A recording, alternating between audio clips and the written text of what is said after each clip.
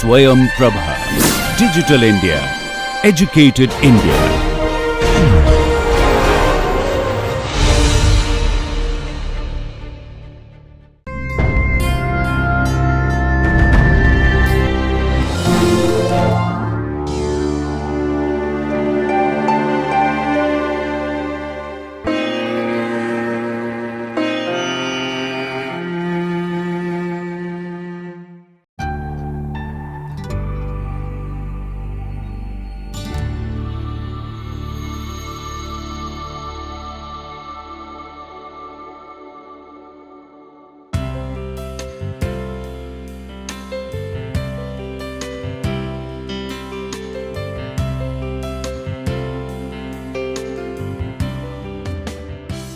Good morning, dear participants, and welcome to this module.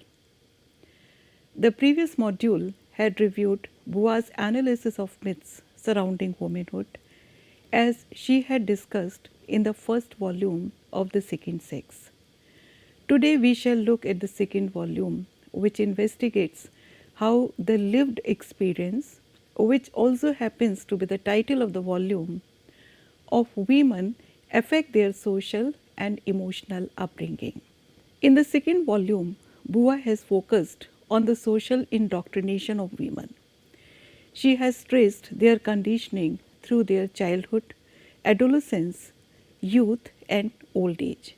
She illustrates how women at every stage are forced to abandon their claims to transcendent and authentic subjectivity in favor of the acceptance of passive and alienated role, surrendering the active and subjective to the men. Scrutinizing women's lives in various roles, for example, the role of a wife, a mother, and also a prostitute, Beauvoir shows how women are reduced to monotonous existence. In this slide, I have discussed the outline of the second volume. It is divided into 4 parts, and except the last part, part 4, the rest of the parts are divided into several chapters. Chapter 1 in part 1 of second volume discusses the childhood. Beauvoir analyzes how differential treatment towards girls and boys impacts their perspectives towards the rest of their lives. Though infant girls and boys apprehend the world in similar ways, they are quickly sexually differentiated, treated differently by family as well as other social organizations. And girls are raised firmly and gradually to follow certain traits we associate with conventional femininity. One is not born but rather becomes a woman is the most iconic sentence in the history of feminism and gender studies. It epitomizes Beauvoir's conviction that womanhood is not innate in a girl, rather it is taught with the help of subtle conditioning. Tracing female development through its formative stages, childhood, youth, and sexual initiation, Beauvoir shows how at every stage of her upbringing, a girl is conditioned into accepting passivity, dependence, repetitiveness, and inwardness. Denied the possibility of independent work or creative fulfillment, she must accept a dissatisfying life of housework, childbearing, and sexual slavishness. At this point, we can also clearly discern the difference which Beauvoir has from the Freudian approach. Whereas Freud had believed that women think in certain ways because of their anatomy, Beauvoir had believed that they learnt to behave differently owing to their socialization. And she explains that girls tend to show the same aptitudes and attitudes as boys until the age of 12 or so in their lives. But differences in treatment and expectations grow throughout childhood and increase sharply at puberty, carving different personality types. As the boy grows, he uses his body as a tool to fight and dominate the nature and his surroundings. On the other hand, the girl is taught to make herself other in order to please, and in turn she herself is treated like a living doll. As Bua has mentioned, those girls who are either raised by their fathers or on their own, they persist in acting autonomously. However, often such girls are socially castigated and harshly reprimanded. They are a cause for suspicion, and therefore they may also become uncertain, sometimes even rebellious and often angry. The future of the boy is open, while the girl has only one future, to become a wife and a mother. With puberty, the insults of a girl's body are compounded. She is made to think of her body as unclean and passive. Sex and puberty for girls are associated with pain and shame. Secrets of sexuality and also of pregnancy frighten her. The second sex was published in 1959. However, we find that in an interview in 1975, Bua had once again asserted her stance on the socialization of girls. Even though she does not refuse biological differences between sexes, she still emphasizes the role of social and cultural forces that enforce different ways and life patterns on different sexes. Biologiques qui sont évidentes, vous considérez qu'elles ne jouent pas de rôle dans le comportement ultérieur éventuel de l'individu? Je pense qu'elles peuvent en jouer un, si, elles en jouent un certainement. Mais l'importance qui leur est accordée, l'importance que prennent ces différences, vient du contexte social dans lequel elles se situent. Je veux dire que, bien entendu, c'est très important qu'une femme puisse être enceinte, avoir des enfants, tandis que l'homme ne le peut pas. Ça fait une grande différence entre les deux. Mais ce n'est pas cette différence qui fonde la différence de statut et l'état d'exploitation et d'oppression auquel est soumise la femme.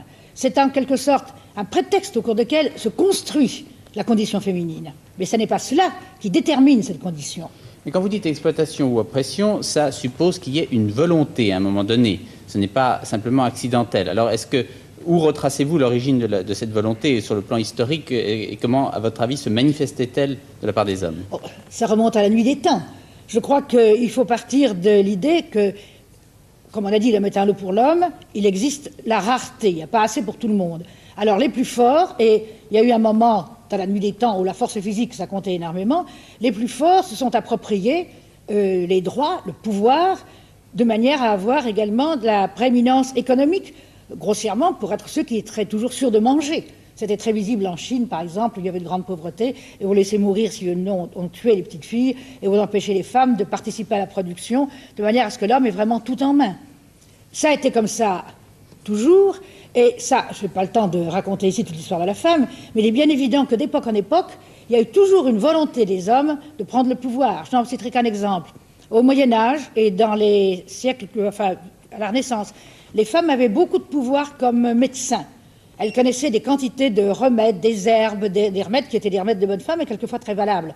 Eh bien, la médecine leur a été prise des mains par les hommes. Toutes les persécutions contre les sorcières ont été essentiellement fondées sur cette volonté des hommes d'écarter les femmes de la médecine et du pouvoir qu'elles donnent. Et ensuite, alors, au XVIIIe, au XIXe siècle, il y a des statuts faits par les hommes qui interdisent rigoureusement, sous peine de prison, d'amende, etc., aux femmes d'exercer la médecine si elles n'ont pas suivi certaines écoles auxquelles, par-dessus le marché, on ne les acceptait pas. Alors les femmes, à ce moment-là, se sont vues reléguées au rôle de Florence Nightingale, au rôle d'infirmière, au rôle d'aide-assistante, etc. Et vraiment, il y a des ouvrages intéressants là-dessus. On voit comment il y a eu une volonté, puisque vous parliez de volonté, une volonté des hommes d'arracher la médecine aux femmes. Je pense que si on prenait d'autres domaines, on trouverait tout à fait les mêmes processus. Il y a donc en effet une volonté. Et maintenant, cette volonté n'est peut-être plus de prendre, mais c'est en tout cas une volonté très très très forte de garder. Il y a des barrages qui se font partout lorsque les femmes veulent accéder à certaines qualifications ou à certains pouvoirs. Il y a une phrase qui est intéressante, surprend dans vos mémoires. Vous dites qu'en écrivant Le deuxième sexe, vous êtes aperçu que vous découvriez à 40 ans, au moment où vous l'avez écrit, une situation qui crevait les yeux dès qu'on l'avait aperçue réellement. Alors comment ça se fait que vous, qui étiez une intellectuelle, qui aviez fait des études poussées d'agrégation, vous n'aviez pas ressenti avant 40 ans la condition de la femme telle que vous la décrivez? Parce que j'ai vécu ma propre condition, qui était, comme vous dites, une condition d'intellectuel, qui avait la chance de faire un métier dans lequel il n'y avait pas de compétition avec les hommes, puisque l'enseignement est ouvert aussi bien aux femmes qu'aux hommes. J'avais eu des camarades à la Sorbonne ou enfin ailleurs, qui, justement, sur le plan intellectuel, me traitaient tout à fait à égalité, donc je n'avais pas senti cela. Comme par-dessus le marché, je n'avais pas voulu ni me marier, ni avoir d'enfants, que je n'avais donc pas amené une vie intérieure, ce qui est la chose la plus écrasante dans la condition féminine, j'avais échappé aux servitudes de la condition féminine. Alors, plus tard, quand j'ai commencé à réfléchir, à mieux regarder autour de moi, j'ai vu la vérité sur la condition féminine. Et je l'ai découverte en grande partie en écrivant Le deuxième sexe. Parce que c'était à l'origine pas une étude qui était destinée à transformer la condition de la femme, c'était plutôt une recherche intellectuelle. C'était une étude théorique beaucoup plus qu'un travail militant. Et je suis très heureuse d'ailleurs qu'il ait pu par la suite être repris par des militants, parce que maintenant il joue un rôle militant, ce livre. Mais sur le moment, il n'avait pas du tout été conçu comme cela.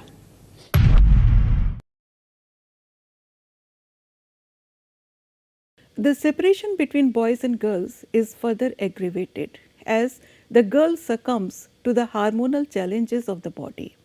She is often in physical pain, emotional distress, and may also experience mood swings. Her life in a conventional family is consumed by waiting for men.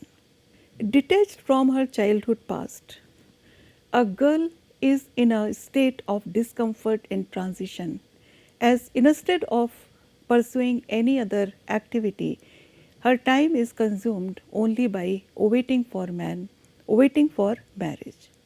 And marriage enables her to realize her sexuality and maternity, as well as it enables her to attain certain social dignity.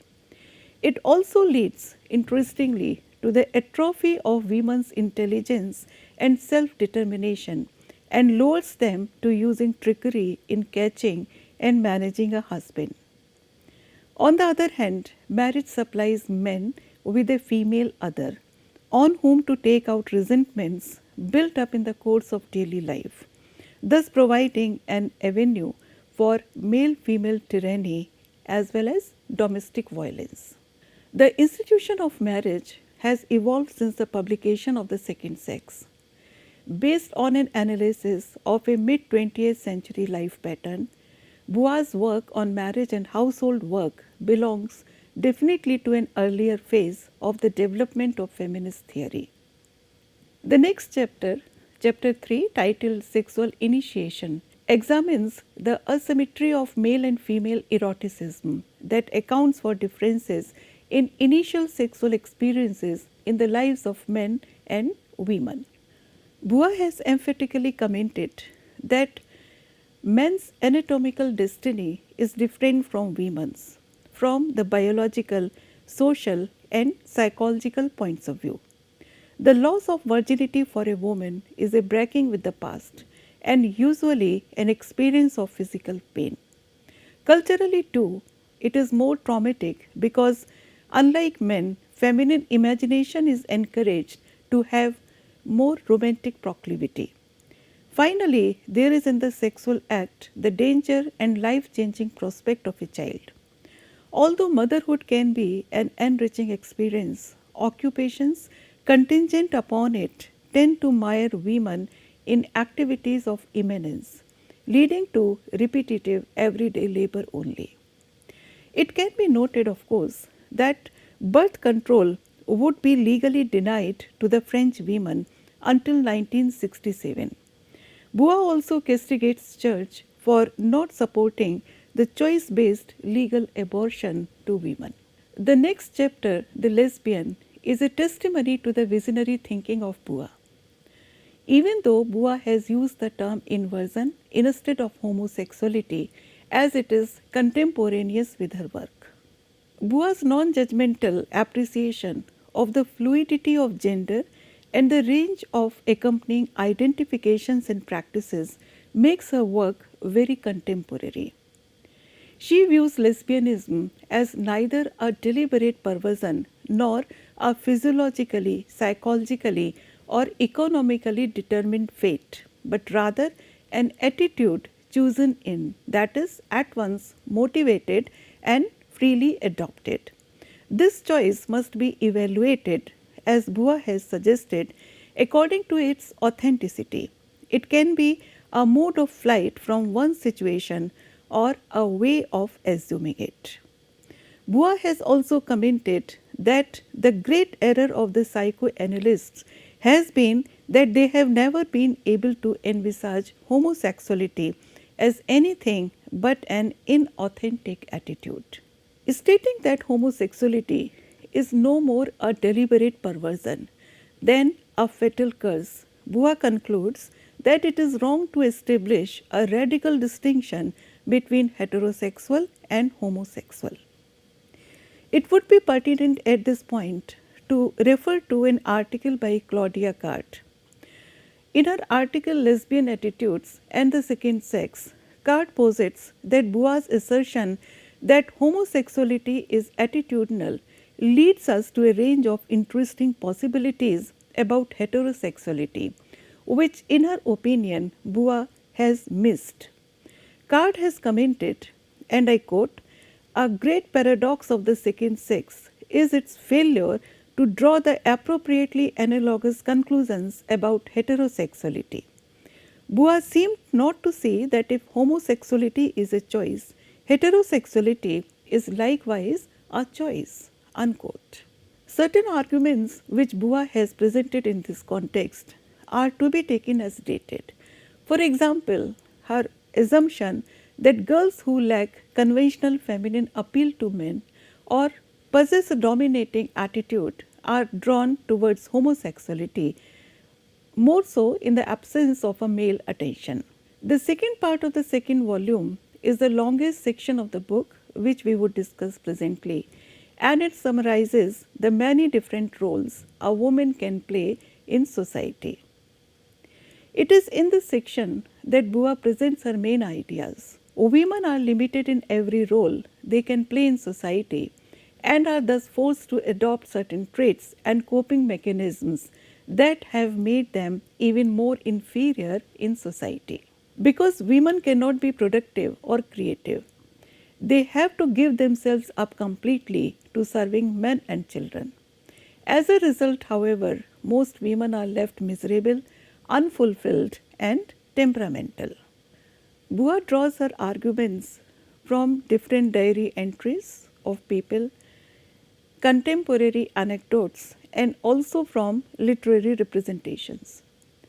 She presents the beleaguered state of the married woman as well as the burdens of the married man, developing the view that the failure of marriage is the failure of the institution rather than the failure of individuals. The chapter builds on the organizing premise of the book, the existential understanding that pronounces women's lives cut off from the mainstream of life itself. In other words, a woman as a biological entity and conjugal object is destined to maintain the species and care for the home, which is to say, to immanence, to a turning inward, to an existence bounded by husband, children, and hearth. Beauvoir says that the disappointment and problems for women in marriage, as well as the burdens of the married man, constitute a narrative that quite thoroughly dismantles marriage. She also says that to ask two spouses bound by practical social and moral ties to satisfy each other sexually for their whole lives is pure absurdity. Marriage provides for man a perfect synthesis of immanence and transcendence, and these two moments are implied in every living movement for the man. Transcendence, as we have discussed earlier, is the movement beyond the self, the thrust towards the future, while immanence involves the maintenance of the self and the integration of present experience with the past in a repetitive manner. This very access to larger life for the men engenders an inequality affecting both partners. Beauvoir's analysis of marriage and of the position of women within the institution remains valid in recent critical theories too. Her dichotomy between transcendence and immanence can also provide an illuminating critique of continuing gender inequities in marriage and also in divisions of domestic work. It would be pertinent to refer to Andrea Weltman at this point, who has said that Beauvoir's existentialist ethics not only establishes a moral wrong in marriage in which wives perform the second shift of household labor, but also supports the need to transform existing normative expectations surrounding wives and domestic work. In the next chapter, chapter 6, titled Mother, Beauvoir claims that since a woman's body is dedicated to the propagation of the species, motherhood remains to be the natural vocation for a woman. However, human society is never left to nature. She explores the interactions between society and maternity that treats the notion of natural as a problem with respect to the lives of women.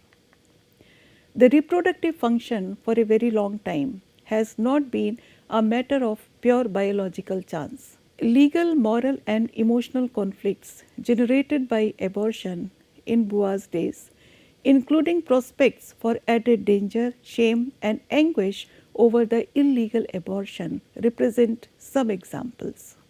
However, Beauvoir has been able to demystify motherhood by presenting women's experiences of pregnancy and mothering in all their difficulty, complexity, and ambivalence.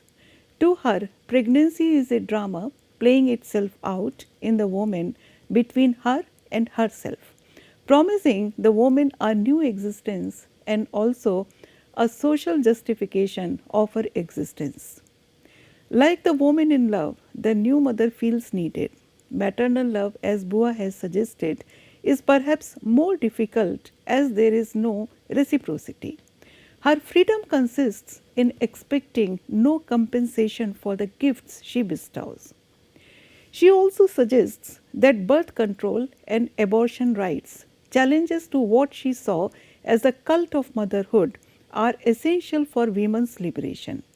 She resented the religious arguments routinely given against the legalization of abortion. Though Beauvoir is in no way a gender essentialist, in the current theoretical atmosphere, her insistence on the importance of physiology is more critical than ever. Several of her concerns echo in the 21st century philosophers like Anne Balsamo and Rosie Braidotti, whom we shall take up in detail in later modules. Beauvoir's views on motherhood and mothering remain underappropriated when it comes to both feminist metaphysics and feminist political priorities. Beauvoir continues this argument of a married woman's life in the next chapter titled Social Life and examines the ways in which family is connected to a larger community, usually a group of people who are socially similar to themselves. It is usually the man in the family who is connected to the community because he is a producer and also a citizen. It is the wife who assumes the social duties. It is in the process of maintaining a social life that certain objects like clothing, household furnishings, the fact of throwing elegant parties, exhibit public statements about the family's wealth, taste, and social status. Friendships among women born in this situation present opportunities for complicity. An affirmation of their common universe is sought in the exchange of recipes and household hints. They often share sexual secrets, tales of adultery, and admissions of frigidity that negate male sexual domination. These women are joined in their objectification and gather to construct a counter universe and a specifically feminine moral code. In chapter 8, Beauvoir discusses how historically prostitution has been the outlet for male sexual energy, even viewed as a necessary means for preserving marriage. Beauvoir has categorically stated that the prostitute is the sum of all types of feminine slavery at once. She anecdotally illustrates the prevalence of the abuse that transforms a young girl into a prostitute. She notes the moral and psychological circumstances which make her life wretched, and also mentions other factors like drug addiction, alcoholism, humiliating medical checkups, violence by police as well as by the customers, which further objectify her. Bua describes not only the prostitutes, their humiliating conditions, their relationships with pimps and other women, but also the courtesans or the heteras. In contrast to prostitutes, courtesans or heteras can gain recognition as an individual, and if successful, can aim higher and be publicly distinguished. Bua posits that these women use not only their bodies but also their entire person as exploitable capital. She also explores the notion of freedom for a woman whose role as expensive sex object is a professional choice. This woman's freedom, despite financial independence, cannot be equated with the male freedom of transcendence, as her whole subjectivity is rooted in a man's desire and follies. After having discussed women in their roles of mother and also in the role of a prostitute, Bua now looks at the condition of women who are getting old. In her 9th chapter, titled From Maturity to Old Age, Bua looks at this movement from maturity to old age, which for women registers a jarringly abrupt change in her opinion. She states that while the male grows older continuously, the woman is brusquely and physically stripped of her femininity immediately. She is also susceptible to questionable authorities at this stage of her life. For example, faith healers, prophets, charlatans. A woman's situation changes as she ages. It is quite possible that her husband is alive and is likely to be at the height of his career. She is no longer swayed by public opinion and she avoids things she had once valued. For example, beauty treatments, social obligations, etc. If she is sympathetic to her daughters, she attempts to live vicariously through them. Elderly women also find serenity near the ends of their lives.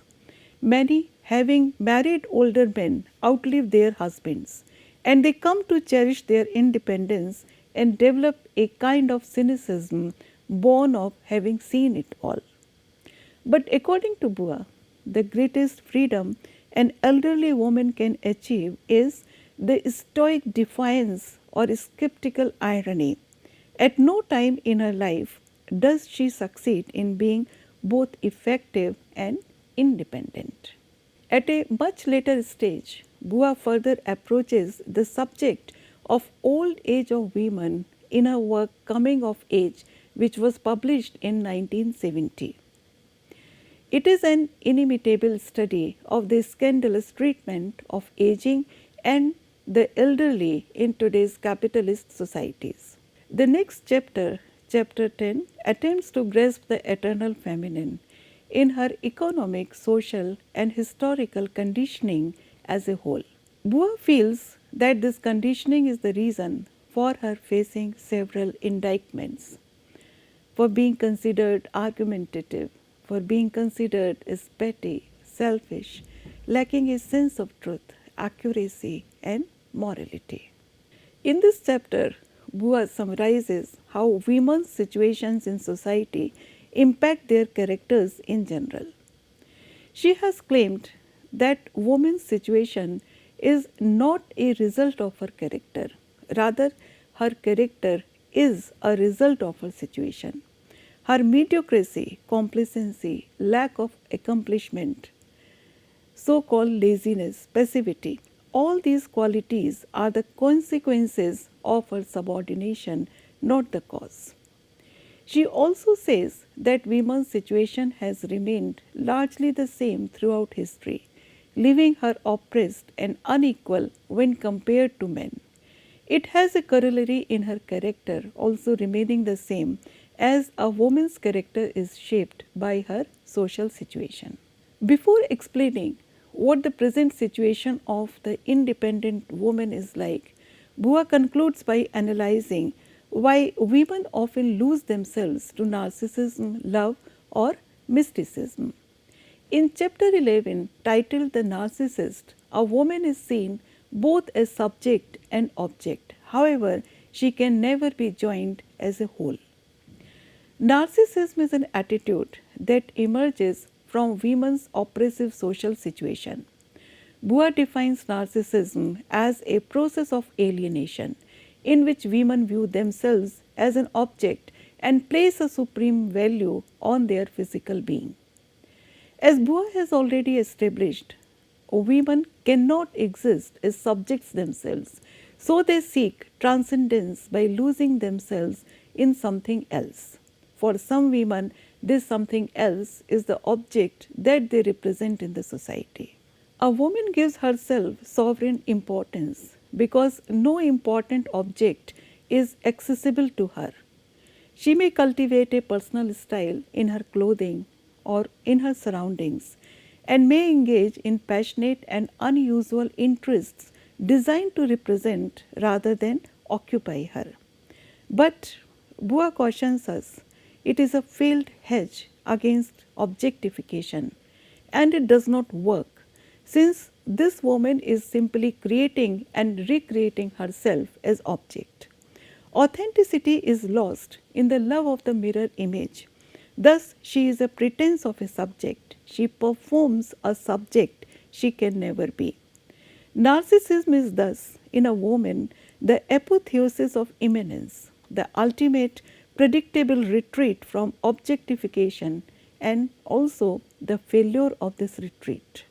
In the next chapter, The Woman in Love, which is the 12th chapter in this volume, Bua claims that the word love does not have the same meaning for both sexes. Women believe that love means total devotion, that is, a devotion of body as well as soul. However, for men, the woman they love is merely one value among others. This difference is not a law of nature. It is a matter of difference in situation. Man is ambitious and reaches out. Woman chooses to lose herself in another. This loss is her freedom and love is her religion. In this chapter, Bua studies some of the ways in which women reinforce their own dependency, and they are narcissists, women in love, and mystics. All these three types of women embrace their immanence by drowning selfhood in an external object, whether it be the mirror, a lover, or God.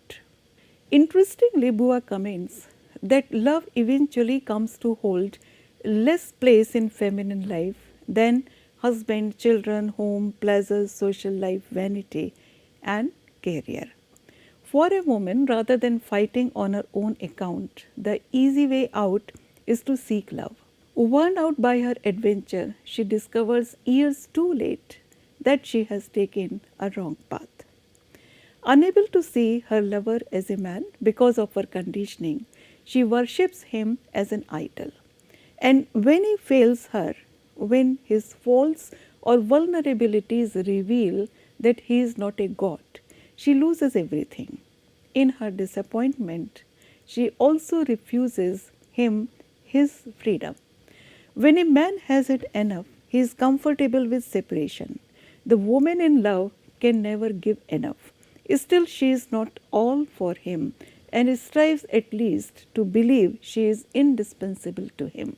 In the next chapter, titled The Mystic, Bua talks about woman who chooses to worship the divinity in God himself and not in men. Although there are men who make similar choices, there is a prevalence of women who abandon themselves to the delights of celestial marriage. Bua cites the example of a famous statue, The Ecstasy of Saint Teresa, by Lorenzo Bernini, the 17th century Italian Renaissance artist. Like all women in love, Bua suggests the mystic seeks to forget herself in love, to annihilate herself in achieving ecstasy. They actively apply themselves to self-annihilation by the destruction of their flesh. So the mystic borrows from earthly love both the words and the physical effect. The mystic gropes for the supreme source of value, finding it at times in the figure of a mortal man who holds the secrets she seeks. Such projections of love or erotomania may take either platonic or sexual form. The next chapter, chapter 14, is the last part of the book, and Bua considers how independent women are striving for liberation in her own time. Acknowledging a change in situation for women, she also notes that civic liberties remain abstract only if economic autonomy for women does not exist. According to the analysis which Bua has presented in the second sex, a man's advantage is that from childhood, his vocation as a human being in no way contradicts his destiny as a male. For a woman to accomplish her femininity, she is required to be object and prey. The emancipated woman is in conflict. To confine herself to her femininity would be a mutilation, but so would rejecting or refusing to acknowledge her sex. Woman is only equal to man if she is a sexed human being, yet for her the terms are incompatible. A woman who has made herself a financial success is still expected to maintain certain feminine standards, elegant dress, a fashionable home, for example. Whereas a successful businessman needn't be bothered with such things in order to sustain his reputation. Thus, the emancipated woman must adhere to the conventional femininity of her mother and grandmother, and at the same time live and work like a man. The basic terms for women remain different from those for men even in such cases. Men pursue sexual partners aggressively, for example, whereas, as Bua has argued, a woman who is not afraid of men frightens them and ceases to be attractive unless she is taken by the male. Thus, the independent woman is caught between her sexual and professional desires. Besides that, women's health issues are also neglected at their place of work. There is neither sympathy nor allowances for a menstruating worker. In the chapter on conclusion, Bua reiterates many of her key ideas. She notes that men and women in her day are still not satisfied with one another. Their unequal positions are detrimental for both, and the two genders are still engaged in a combat because they both seek to dominate the other. Bua wonders if people believe that the battle of the sexes is an original curse, or rather a transitory moment in human history. She concludes her work by stating that genuine equality between the sexes would be beneficial for both genders, and she looks forward to a future when women and men are equals, and she concludes, I quote, "To carry off this supreme victory, men and women must, among other things and beyond their natural differentiations, unequivocally affirm their brotherhood." Unquote. Since its publication, the second sex has generated many debates and deliberations in literary and political circles and also among feminists. Its contents opposed the social conditioning of girls. It challenged the dominant sexual order and became a clarion call for working towards and realizing gender parity. The iconic sentence, "One is not born but rather becomes a woman," led to academic discussions on cultural conditioning. Her study of myths in which femininity is embedded paved the way for much feminist cultural and literary criticism in the second half of the 20th century. She also laid bare the shortcomings of liberalism, Marxism, and psychoanalytic theories as analysis of the formation of femininity and also of the causes of the continued oppression of women, and set about constructing a systematic philosophical alternative. Second wave feminisms from the 1960s onwards would start pursuing these issues, starting with social conditioning, the sex gender distinction, and continuing to how sexuality and gender are intertwined, constructed, reproduced, lived, performed, contested, and how elusive both sex and gender can be. More recently, in intersections of female body with technology and new media, Bua's arguments have proved to be of immense significance. In feminism, Bua has earned numerous accolades: prophetess extraordinaire, greatest source of inspiration, and mother of us all. The second sex, which Bua's US publisher had declared to be the classic manifesto of the liberated woman, has similarly enjoyed a totemic status. In 1970, Firestone had declared it the definitive, not definite, but definitive analysis of sexism. Several post-feminist scholars and critics have also acknowledged their indebtedness to Bua. It would be pertinent to refer to Sonia Crux here, who in her article Gender and Subjectivity, Simone the Bua and Contemporary Feminism, makes a case for the philosophical sophistication of Bua's theory of the subject and its significance for feminist theory. Sonia Crux is known for her project on the political philosophy of Simone de Beauvoir. She argues that in Bua's writings we find a nuanced conception of the subject that cannot be characterized as either enlightenment or postmodern. Rather, it is a conception of the subject as situated. Unlike Sartre, Beauvoir distinguishes two different kinds of relations of otherness: those between social equals and those that involve social inequality. The latter relation, wherein reciprocity is replaced by relations of oppression and subjection, is the condition of woman's otherness. It is not only that woman is the other, she is the unequal other. From this perspective, Beauvoir can accommodate a notion of oppression that denies the possibility of choice and transcendence. Thereby, she radically departs from the Sartrean notion of the absolute subject and instead pursues a conception of situated subjectivity. By rereading Beauvoir's existentialism as dialectical and her feminism as a theory of woman's situatedness, Crux makes a powerful appeal for a more adequate feminist theory of freedom that mediates between action and power, choice and necessity, self and subjectivity. Beauvoir is a philosopher whom we shall be referring to in several contexts in subsequent discussions on gender. In the coming week, we will look at the ways in which the lived experiences of women are intertwined with class, race and economy along with some other factors. We will further discuss the new and emerging concepts in gender studies in the 21st century and additionally explore the impact of race and gender on women's socialization with the help of critics like Crenshaw, Bell Hooks and Audre Lorde, among others.